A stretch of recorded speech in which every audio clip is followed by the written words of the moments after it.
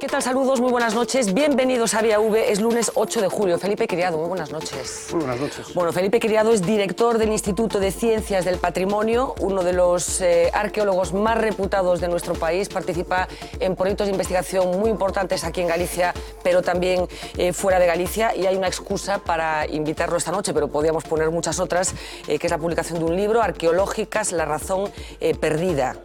¿Se hace buena arqueología en Galicia? Sí, se ha hecho muy buena en el pasado, ya desde tiempos históricos, y se está haciendo sobre todo muy buena con la nueva gente bien formada que se está desarrollando arqueología. Siempre se puede mejorar, evidentemente, y sobre todo se debe mejorar para responder a los desafíos que por hoy tiene la arqueología, que son muchos y muy fuertes, como toda la sociedad. De esos desafíos vamos a hablar enseguida, pero he dicho que es, entre otras cosas, director del INCIPIT, que es lo que significa Instituto de Ciencias del Patrimonio, un espacio abierto de investigación que pretende responder a un nuevo modelo, tanto por su modo de producción de conocimiento como por su organización. Para la gente que nos está viendo, ¿qué es el INCIPIT y cómo se traduce esta filosofía de funcionamiento? El INCIPIT es un instituto de investigación del Consejo Superior de Investigaciones Científicas, creado oficialmente en enero del 2010, es decir, que es muy reciente, en realidad creado sobre la base de un trabajo muy largo de nuestro grupo de investigación y de otros profesionales. Se constituye oficialmente ya, como digo, en enero del 2010, y desde entonces estamos trabajando bajo esta imagen de marca, bajo este acrónimo INCIPIT, Instituto de Ciencias del Patrimonio. Nos dedicamos, como Instituto de Investigación Fundamental, a hacer estudios sobre qué es el patrimonio, qué ha significado en el pasado, qué significa hoy, cómo lo que llamamos patrimonio, que todo el mundo inmediatamente lo identifica, con monumentos, con ruinas, con catedrales, pero no solo eso es el patrimonio. Y sobre todo la pregunta importante es ¿por qué las cosas que hoy llamamos patrimonio les llamamos como tal y han llegado a ser patrimonio? Pues ¿por qué?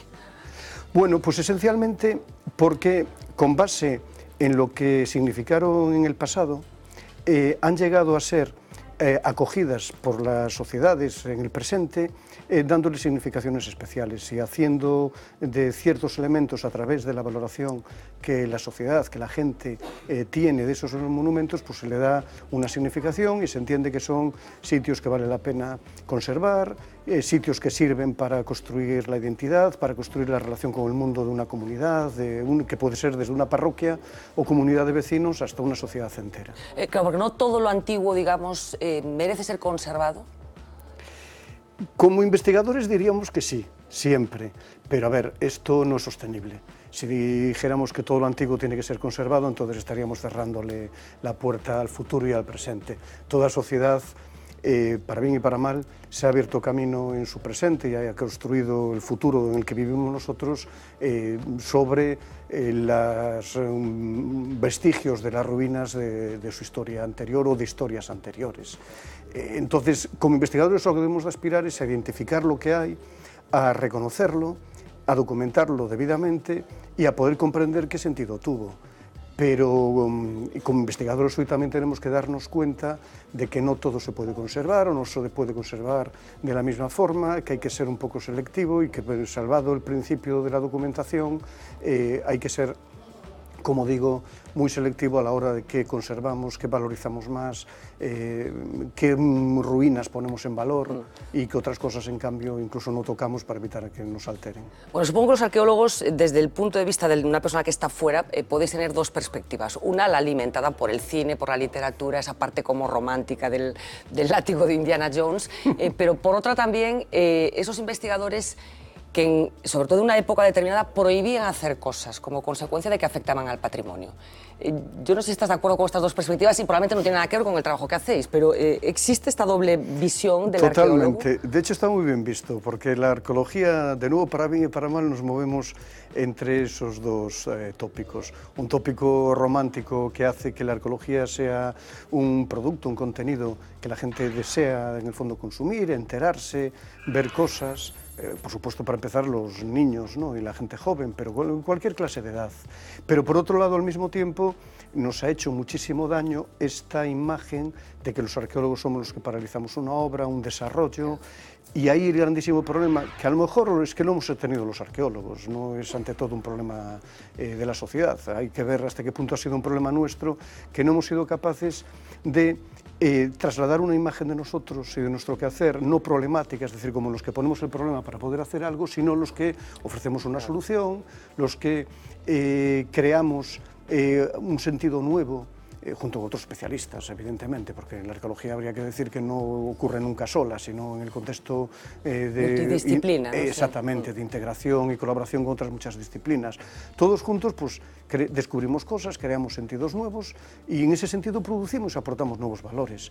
Y la gran desgracia, pero que, como digo, a lo mejor ha sido más culpa nuestra que de otras, que de la sociedad, es que se ha enfatizado demasiado el arqueólogo como generador del problema en vez de la imagen del arqueólogo como propiciador, arqueólogos y arqueólogas como propiciadores de soluciones. solución. Bueno, estamos en crisis, esto es una evidencia desde hace unos cuantos años. En este programa hablamos habitualmente de las diferentes perspectivas de la crisis y yo no sé a vuestra disciplina cómo le está afectando, al margen de la tijera, que seguro que también se ha aplicado en vuestro caso. Me interesa también si se ha cambiado el punto de vista o la perspectiva que se tiene por parte de las instituciones o de la administración del papel que tiene que jugar la arqueología.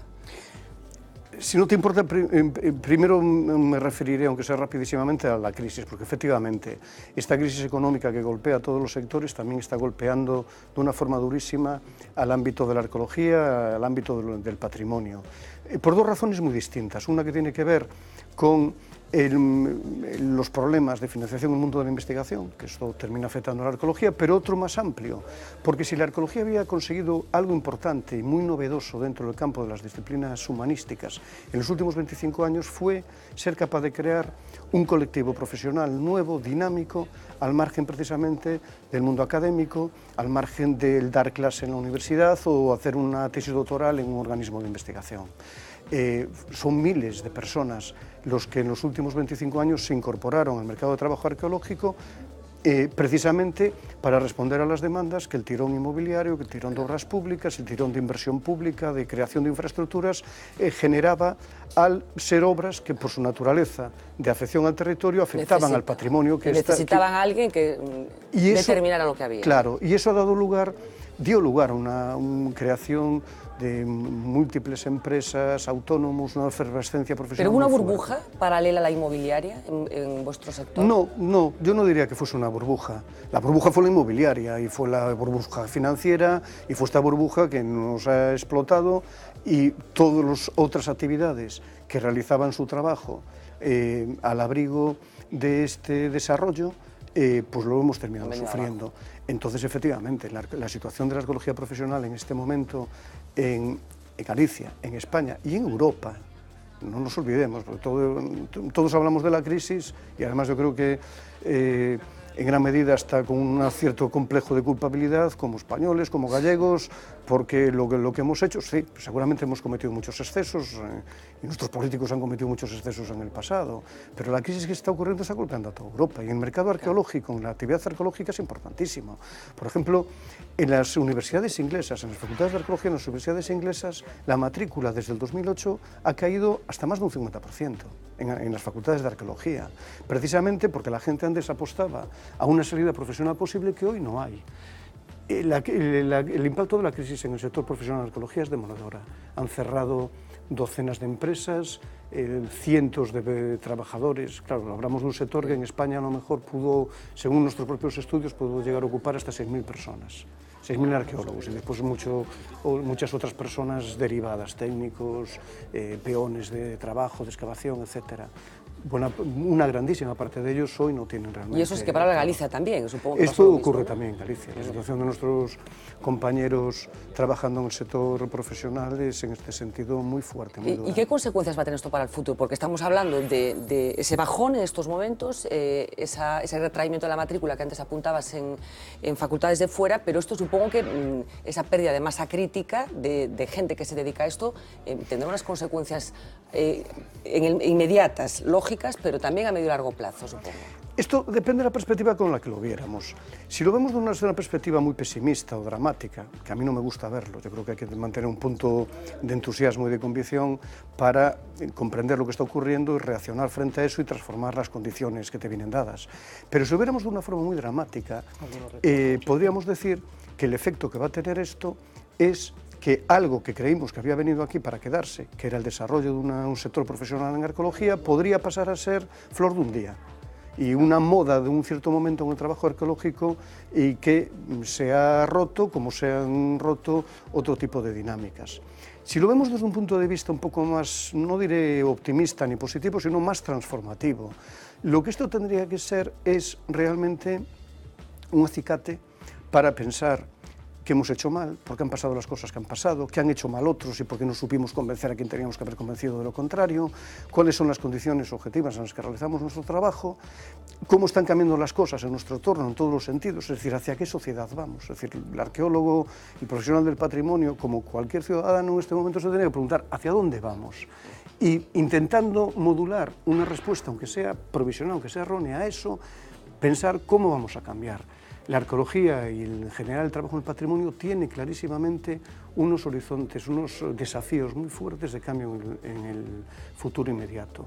Generar nuevos modelos de negocio, hacer una actividad que no solo dependa precisamente de la demanda inmobiliaria, de la demanda de la construcción, sino que tenga que ver con demanda, por ejemplo, en otros sectores, en un turismo cada vez de más calidad y más exigente, en una opinión pública que cada vez también quiere saber más temas sobre el pasado, en unas comunidades, en unos grupos sociales que cada vez quieren participar más del trabajo arqueológico. Y ahí surgen nuevas oportunidades. Hablas de modelo de negocio y es una perspectiva que me interesa mucho de la arqueología porque puede haber gente que piense que la arqueología no genera negocio, que es pues eso, investigadores que se dedican a contemplar piedras muy viejas y poco más, pero es un negocio también, claro, puede ser un gran negocio la arqueología y en Galicia particularmente no se ha tenido la visión de convertir todo eso en una fuente de riqueza. Sí, a mí me gusta hablar de modelo de negocio, el desafío que supone intentar modular nuevos modelos de negocio, pero si se me permite, utilizo la expresión menos en un sentido de economista neoliberal, de eso, de buscar realmente un tipo de actividad que produzca beneficios pingües y buenos, sino desde un punto de vista de una economía más social. Es decir, claro, como modelo de negocio pienso en qué actividad podemos hacer que al tiempo que resuelva problemas sea capaz de generar una actividad sostenible que permita que gente pueda vivir dignamente de ella. Y que al tiempo, pues eso, la sociedad, las comunidades, el público pueda sentirse identificado con ese trabajo. ¿Y esto se intentó hacer en la época de bonanza, en la que a lo mejor había los instrumentos económicos necesarios para provocar ese cambio? No, yo creo que aquí taxativamente hay que decir que no. En eso nos equivocamos. Seguramente la demanda por la arqueología vinculada a la obra, al sector inmobiliario y demás fue tan fuerte que no tuvimos tiempo de pensar, en general, hubo evidentemente excepciones, y yo creo que en nuestro propio instituto ha habido gente y hemos hecho trabajos que estaban explorando esas excepciones, pero como disciplina, como corporación, no utilizamos los años de las vacas gordas para pensar en un algo que fuera más allá de ese momento tan rico. Se habla, en aquella época se habló mucho de la famosa arquitectura espectáculo. ¿Se hizo algo también de arqueología espectáculo? No creo, no.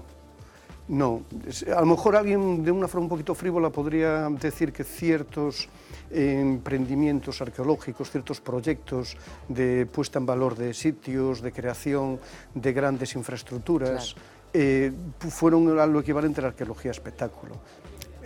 Es decir, seguramente encontraremos quien pueda decir que la creación del Museo de la Evolución Humana en Burgos es parte de esto, o del gran centro y réplica de la Cova de Altamira es algo de esto, pero no es cierto. No es cierto. Estas son infraestructuras que responden a problemáticas patrimoniales concretas, de conservación, de preservación, de valorización del sitio para la sociedad, lo hacen generando oportunidades nuevas y terminan produciendo desarrollos importantes. Es decir, la nueva instalación de Altamira, desde que se abrió, tiene visitas constantes anuales de más de 250.000 personas al año, lo cual genera un impacto que, por cierto, estamos cuantificando ahora mismo, en una colaboración que estamos haciendo con el Ministerio de Cultura, te genera un impacto real, incluso en el PIB, por supuesto de Santillana del Mar, pero también de la comunidad Felipe Criado tiene que ver muy directamente con ese proyecto. Cuando se planteó esa solución de hacer una réplica, la opinión pública lo encajó de una forma sorprendente, sorprendida, yo creo, ¿no? Como si fuera una especie de, no sé, de Euro Disney, digamos, de la arqueología, ¿no? Sí. No sé dónde está el límite de eso, ¿cuándo se tiene que apostar por eso? Hubo arqueólogos cualificados, compañeros que son voces informadas y autorizadas, que inmediatamente, con una lectura que yo creo que es muy trivial, muy fácil de hacer, lo compararon con un fenómeno de disneyización. Pero estas lecturas son muy fáciles de hacer. Yo creo que podríamos decir que la tentación por el espectáculo, por la disneyización, está en casi todo. Pero hay que ir a los sitios, ver lo que se pide, ver lo que es posible hacer antes de utilizar palabras o figuras fuertes y en el fondo muy llamativas para tildar lo que otros están haciendo precisamente en la frontera de la actividad posible. Es decir, alguien se tiene que poner en la situación de los gestores de cultura en aquel momento, en el puesto del director del Museo de Altamira, y decir, a ver, por supuesto no es sostenible seguir metiendo 200... Porque la alternativa a la réplica, ¿cuál era? No había alternativa a la réplica. Evidentemente la cueva había que cerrarla, no se podía seguir visitando al ritmo que se estaba visitando. Y sobre todo no se podía hacer mientras no se diagnosticara bien qué patologías tenía la cueva y cómo podía evolucionar su conservación en el futuro inmediato. Entonces la cueva había que cerrarla. Si no se hace la réplica, sencillamente quedaría invisibilizada para el público. Y Felipe Criado, que tiene unos conocimientos, la sensibilidad y todo eso para distinguir, ¿cuál es la diferencia cuando uno se enfrenta al original y cuando se enfrenta a la réplica? Uy, yo en ese sentido como arqueólogo soy rarito, porque soy muy poco objetualista. A mí de casi todo, pero en particular también de la arqueología, de la cultura material que estudiamos nosotros, lo que me interesa es el sentido, lo que significó y lo que sigue significando hoy. No es fetichista del objeto, ¿no?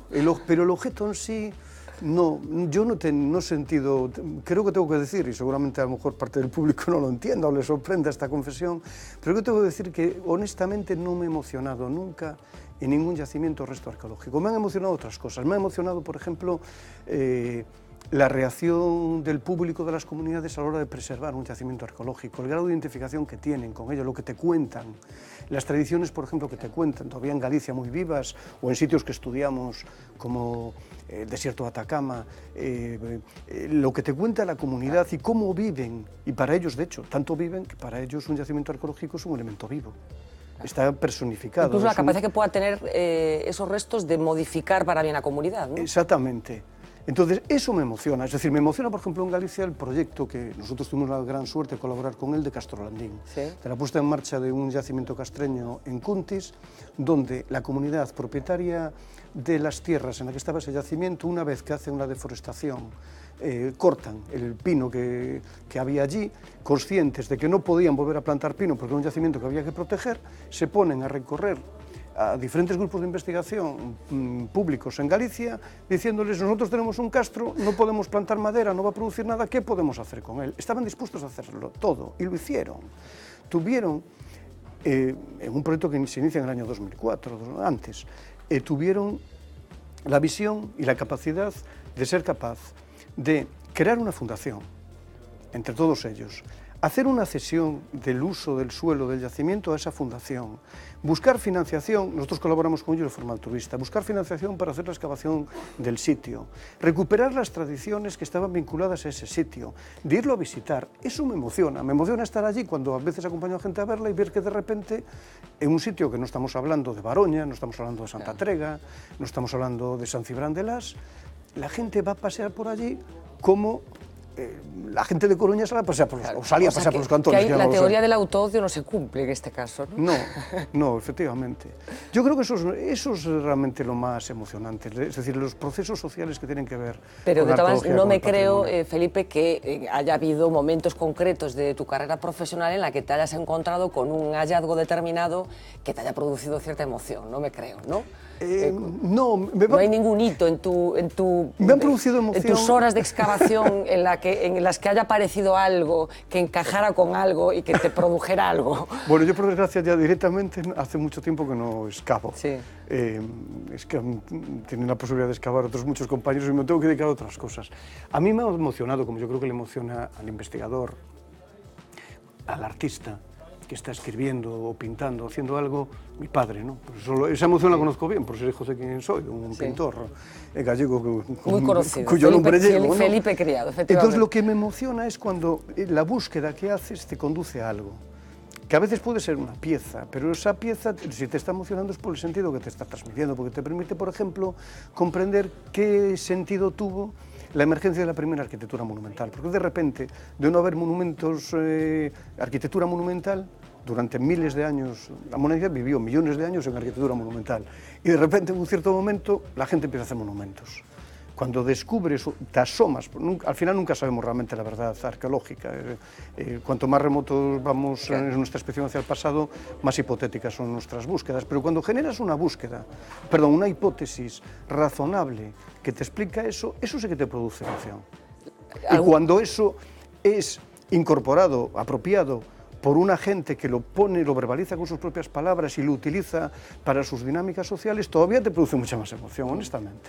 Hablamos de arqueología del paisaje, por ejemplo, una de las especialidades bueno, de este grupo de investigadores gallegos. Y con esa perspectiva de la arqueología del paisaje, ¿estamos peor integrados hoy los gallegos en nuestro entorno de lo que estaban nuestros antepasados?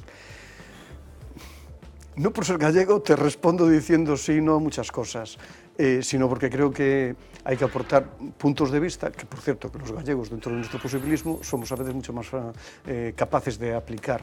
Y la capacidad, por lo tanto, de ver un mismo tema desde múltiples perspectivas. ¿Sí? Hecha esta aclaración, te digo que sí y que no. A ver, por una parte, efectivamente, es decir, un estudio crítico de lo que está ocurriendo con el paisaje gallego nos devuelve una imagen de que estamos destrozando algo que se ha generado durante generaciones, durante cientos de años, y lo estamos haciendo sin mayor consideración.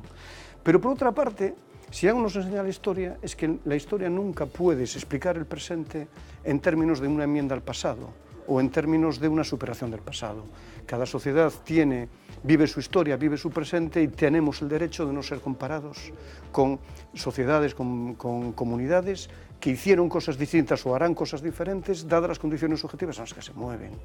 Entonces, desde ese punto de vista, vamos a decirlo así, tenemos el paisaje que nos merecemos.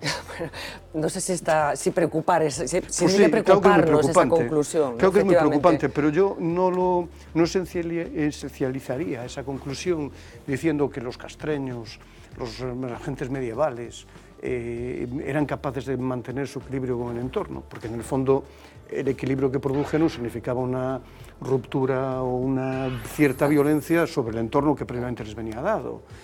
No lo esencializaría buscando un pasado romántico, haría una reflexión crítica viendo qué es lo que ocurre y por qué. ¿Por qué estamos destrozando el pasado? Por objetivos especulativos. Claro, pero no hay algo de cultural o de coyuntural en esa relación, incluso de territorial, porque por lo menos aquí en Galicia tenemos la sensación de que nuestra relación es más hostil que territorios tan próximos como Asturias, por ejemplo. A lo mejor forma parte también de la sensación, de esa tendencia a autoflagelarnos que tenemos, o con Portugal, con el norte de Portugal. Yo no sé si esta perspectiva, desde tu perspectiva, es así o no. Ahí el problema es incorporar un juicio de valores que en el fondo está hecho desde una racionalidad en gran medida urbana, en gran medida también romántica, sobre algo que habría que analizar con sus propias condiciones. Uno de los fundamentos de la arqueología del paisaje que nosotros hemos hecho es que el concepto de espacio mismo, la forma como se concibe la naturaleza, la relación humana con la naturaleza, es siempre coherente con la cultura y con las prácticas sociales que esa cultura realiza. Es decir, uno no altera el medio para abrir un campo de cultivo o para construir un monumento si no tiene una cultura que le autoriza, le legitima para alterar y destruir el medio. Lo que hay que ir a ver es por qué funciona precisamente esa correlación entre concepto y formación social y prácticas sociales. ¿Por qué algunas culturas necesitan alterar el medio para sobrevivir y otras han necesitado mantener el medio como era? Precisamente por las prácticas de subsistencias principales. Si uno coge las sociedades cazadoras-recolectoras, esencialmente, esta gente basa su reproducción, es decir, la posibilidad de que mañana siga estando aquí presente el grupo, en utilizar los recursos que da un medio que no transforman, que no se mantiene. Pero si tienes una economía de base agrícola, tienes que hacer exactamente lo contrario. Por eso, de hecho, con lo que se ha llamado la revolución neolítica, que bueno, en Galicia tendría 6.500 años, 7.000, en otros sitios es más antigua, este gran salto en la historia de la humanidad, que para mí ha constituido uno de los puntos de investigación más importantes, al final ha sido importante, es importante para mí, y me lleva precisamente a reflexiones que te terminan generando una cierta emoción de la que hablábamos antes, ¿no? Porque con esa llamada revolución neolítica empezó el gran proceso de artificialización del mundo que está a punto de culminar ahora, porque ahora por fin vamos camino, y esto no es un logro, esto lo digo desde un punto de vista crítico, pero vamos camino de tener un mundo que es enteramente artificial, donde ya no es iluso decir que hay elementos naturales, paisajes naturales. O sea, la intervención del hombre es permanente en todas las actividades. Hay cosas que solo se detectan con la perspectiva del tiempo, incluso con la perspectiva de que pase mucho tiempo, procesos que tienen que ver con la humanidad y con el ser humano. ¿Cuál será la aportación? Vamos a hacer algo de arqueología de ficción. ¿Cuál crees que será la aportación fundamental de esta época cuando este tiempo sea revisado con el tiempo suficiente y necesario que necesitáis los arqueólogos para interpretar las cosas que pasaron en el futuro, en el pasado, quiero decir? Aquí, mi respuesta, que es una respuesta a la que me lleva parte de mi investigación, en el fondo, mucha gente podría decir que tiene un sesgo ideológico bastante claro, porque es cierto que en arqueología, a pesar de que nuestro trabajo, el libro reciente al que te referías antes, mío, precisamente intenta profundizar en cuáles son las condiciones de objetividad del conocimiento, pero al final, en humanidades, en historia, en arqueología, lo que decimos no se puede separar totalmente de los esquemas, que también son ideológicos, que utilizamos para pensar.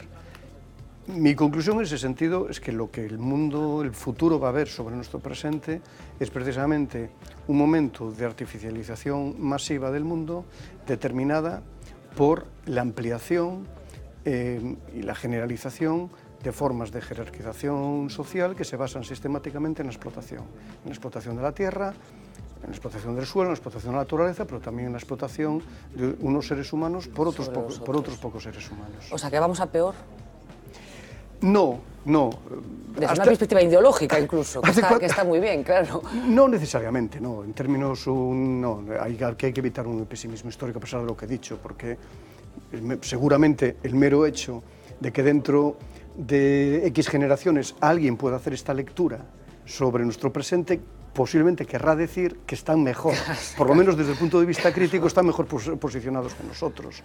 No, yo creo que a ver, estas cosas todos los historiadores o antropólogos nos movemos con muchísima cautela al tratarlo, pero yo creo que se puede decir que, grosso modo, en lo que es puramente evolución, progreso social, en cuanto a progreso de los valores, de los derechos básicos de la persona, de la sociedad, hemos progresado y hemos avanzado.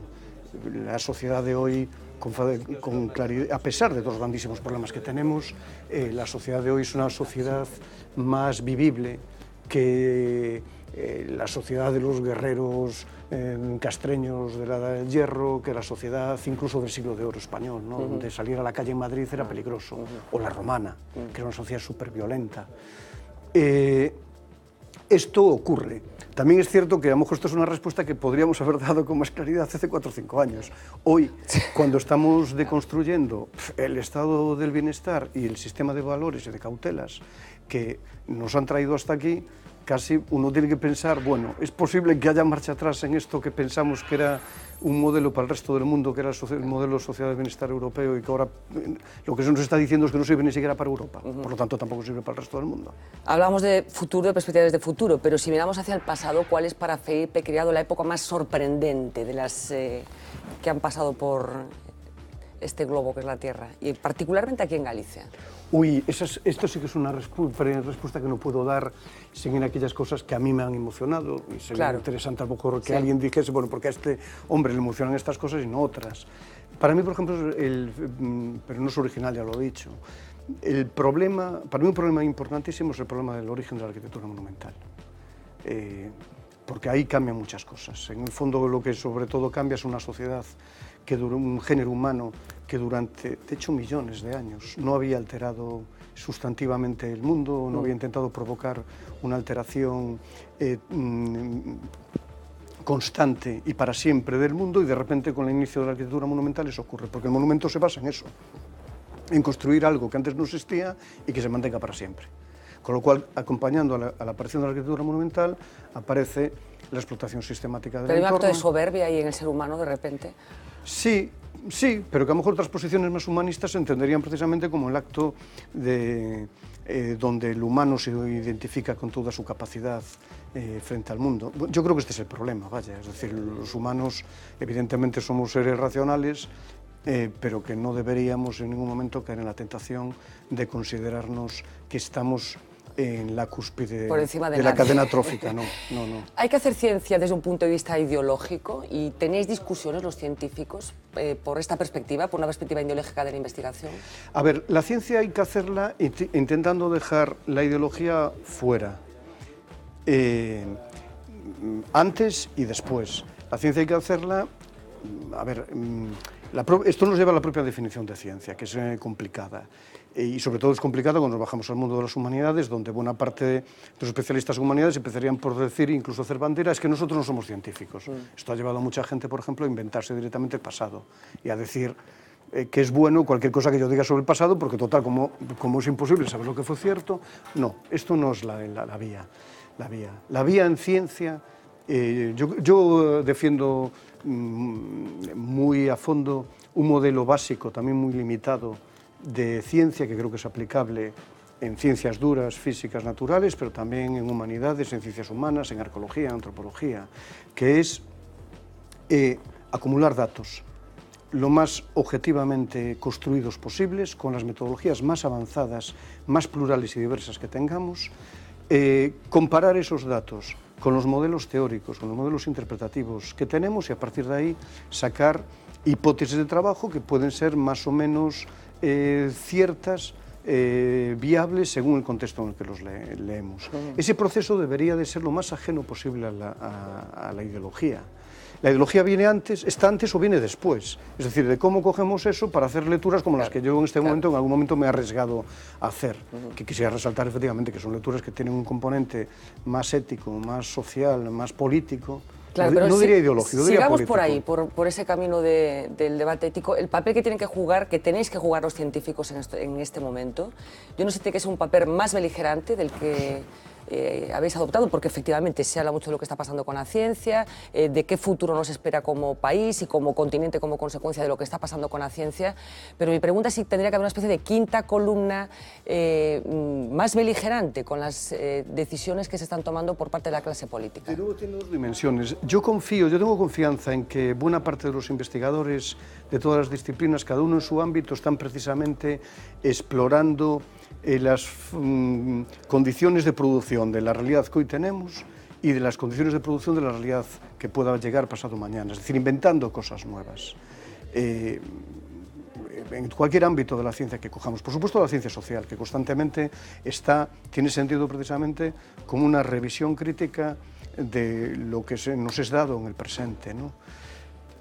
Pero esto tiene otra dimensión, que es ya la de la práctica política inmediata. Yo sé que muchos compañeros, yo mismo, en nuestro instituto, en otros institutos distintos, estamos constantemente sometidos a la tensión de, ante una política general de recortes en la investigación pública, deberíamos de movilizarnos más. Eso es otra cuestión distinta a la anterior. ¿Pero existe este debate entre los científicos? Yo creo que sí, a lo mejor no con la profundidad que debería, porque con seguridad aquí, bueno, no con la profundidad que debería, de hecho, no, siendo sinceros. No con la profundidad que debería porque la cierta parálisis en la que están muchos agentes sociales, de que al final no sabes lo que está pasando, cómo va a ocurrir. También ocurre a los investigadores, que somos los que deberíamos de estar comprendiendo y explicando por qué ocurre lo que está ocurriendo. Y sobre todo cuando, como digo, en ciencias sociales. Pero incluso la gente que se está problematizando estas cosas después duda y dice, a ver, ¿y yo qué puedo hacer mejor o qué es más sensato que haga? Los investigadores, yo creo que varias veces en los últimos 2 años ha estado a punto de haber un salto, una explosión, como protesta al recorte de la financiación pública, en el mundo de la investigación, y orientada, por ejemplo, a proponer medidas más positivas, como es que de una vez en Europa, o por lo menos en España, no se considere no se imputa déficit público a la inversión que se haga en ciencia. Solamente con esa solución política, que es totalmente política, solventaríamos gran parte del problema. Pero claro, lo que está ocurriendo aquí es que lo que se invierte en ciencia también se contabiliza como déficit público. Y como nos debemos a un esquema financiero que penaliza eso, pues hay que recortar en ciencia.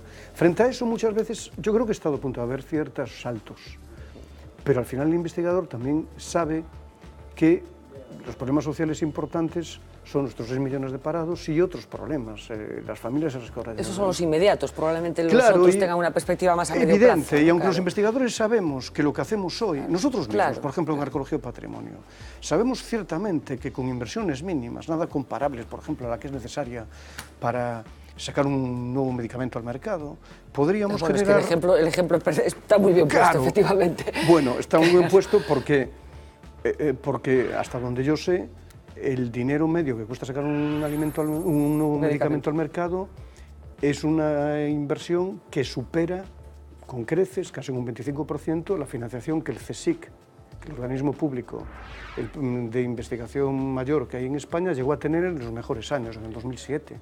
Es decir, si no recuerdo mal, creo que está contabilizado que para sacar un nuevo medicamento al mercado hace falta una inversión de 800 millones de euros. El CSIC llegó a tener en los mejores años una financiación de 700 millones de euros. Bueno, con mucha menos inversión que esa, en arqueología, en los ámbitos en los que trabajamos en patrimonio, puedes dar lugar a actividad que genera riqueza social en el más amplio sentido. En el primer sentido de que permite que haya gente que se identifique con lo que estabas descubriendo, con lo que se está poniendo al descubierto, pero además, efectivamente, se pueden desarrollar nuevos tipos de negocio, nuevos tipos de actividad, ejerce un efecto multiplicador. ¿Cuáles serían en estos momentos, Felipe, las joyas de la corona, si es que existen aquí en Galicia, bueno, que respondan y que atiendan y que respondan a esa perspectiva que tú me estás planteando, de lo que tiene que ser la arqueología? ¿Dónde se están haciendo las cosas bien aquí? En Galicia. A ver, yo creo que aquí hay que decir que de hace varios años, esta legislatura, la anterior y parte todavía de la anterior, que no hemos tenido una política arqueológica o patrimonial que, más allá de la versión de patrimonio como monumento, es decir, identificar los grandes monumentos, las catedrales, el Camino de Santiago, etcétera, se haya bajado a hacer realmente una política de potenciación de los recursos patrimoniales, de los recursos arqueológicos, en el nivel de comunidad, en el nivel en que inversiones de 50.000, 100.000 euros generan beneficios multiplicadores importantes. ¿Y eso por qué? ¿De quién es el fallo? ¿Vuestro, que no habéis sabido comunicarlo, o de los que tienen que tomar las decisiones y poner el dinero, que no han querido verlo? Yo siempre digo que todos los problemas al final empiezan por nosotros. Y me parece que es una perspectiva que es muy importante mantener. Es muy calvinista, a lo mejor, muy anglosajona, a fin de cuentas me ha influido un poquito en mi formación, pero como medida básica es bueno decir que los principales problemas empiezan por nosotros, sencillamente por una razón, porque sobre eso nosotros podemos operar. Sobre lo que decide un consejero yo no puedo influir. Sobre lo que nosotros hacemos directamente, lo que yo decido hacer, soy yo el que tomo la decisión, aunque en gran medida esté determinada por una cadena de condicionantes que me vienen dados.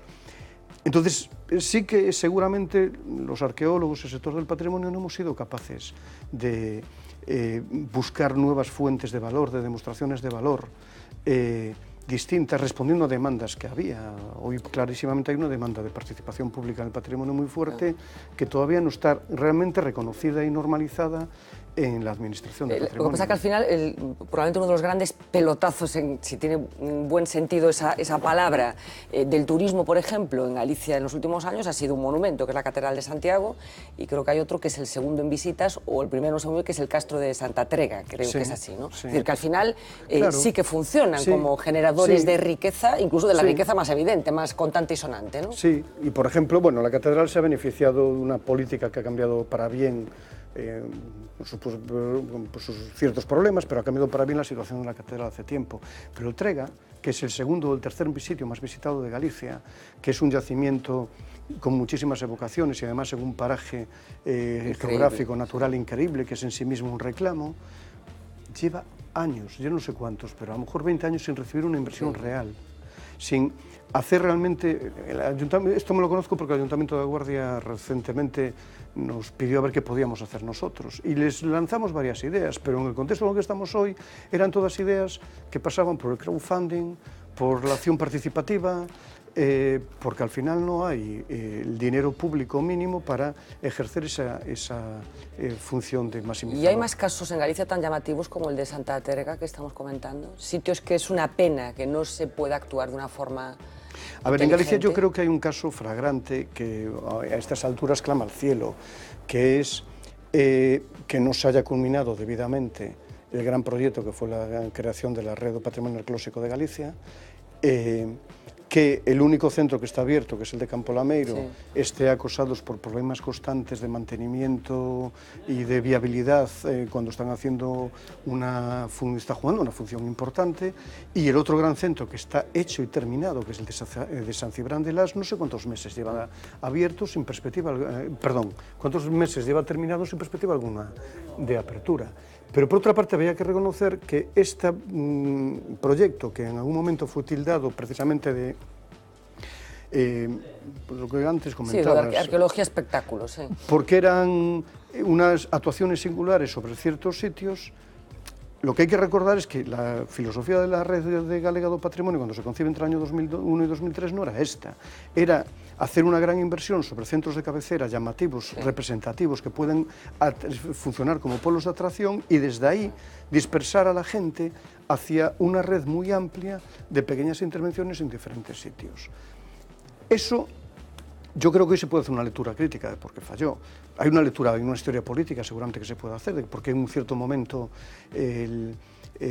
después de que el proyecto sea vendido, sobre todo cuando se presenta y cuando se lanza, todo el apoyo político que tuvo en el momento de lanzamiento le falló después, con lo cual se fue retrasando. Si esto hubiera estado acabado cuando debía, en el año 2004, habríamos tenido una oferta consolidada en los años buenos que ahora estaría produciendo beneficios reales. Porque se agota el tiempo en este tipo de proyectos, es decir, hay cosas que si no se acometen cuando corresponde, ahora se foi, marica, non chores. Yo creo que tiene razón. Como investigador o como gestor de ciencia, la parte que me corresponde es una cosa que tengo muy claro. Las ideas que fueron buenas en un cierto momento y que no fueron realizables no necesariamente siguen siendo buenas más tarde. El cambio de las condiciones objetivas es tal que la idea que era buena en el 2004, a lo mejor en el 2014 te la tienes que replantear sobre una base totalmente distinta. Esto es así en gestión de la ciencia, es así en investigación. El proyecto que era bueno en el 2004, a lo mejor en el 2014 no es necesario. Y lo es también en lo que es la gestión patrimonial. Hoy por hoy, que antes decía que hoy podemos saber incluso qué cosas fallaron en este proyecto de Red de Galega do Patrimonio, aparte de a lo mejor de un suficiente apoyo político, de la falta de capacidad, empezando en el colectivo de arqueólogos y siguiendo en la ciudadanía, para generar un consenso sobre proyectos reales.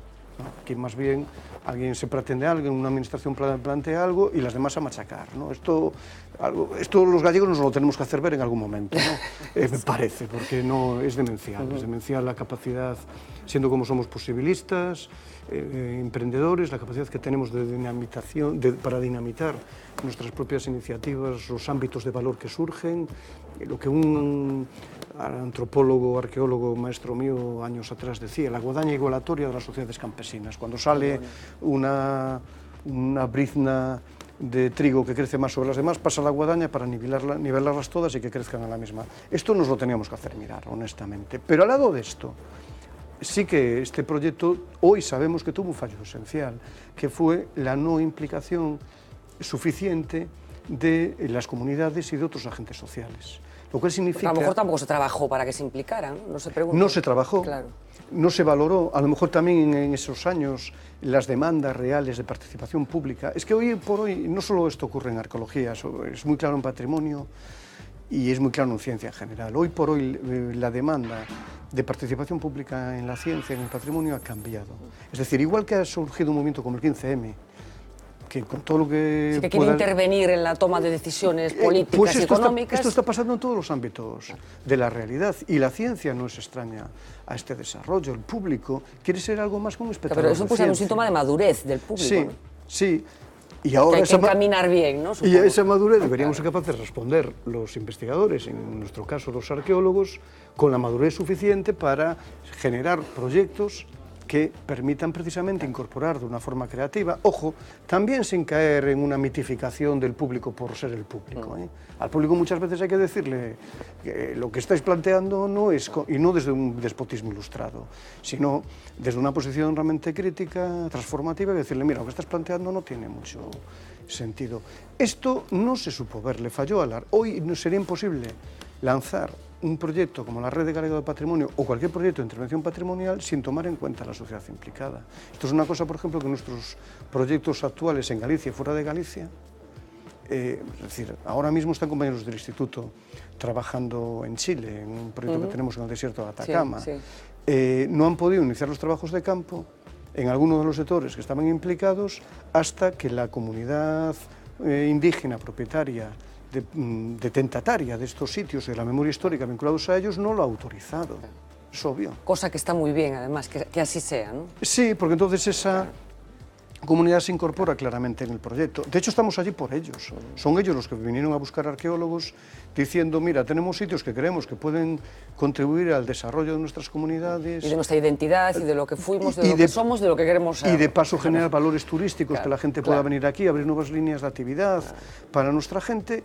Y necesitamos, son ellos los que vinieron a buscar a los arqueólogos. Estamos allí no solo porque nos interesa estudiar la génesis y evolución de los paisajes fortificados en el desierto de Atacama, porque nos interesa estudiar las condiciones de supervivencia del género humano en un medio hiperdesértico y cómo se genera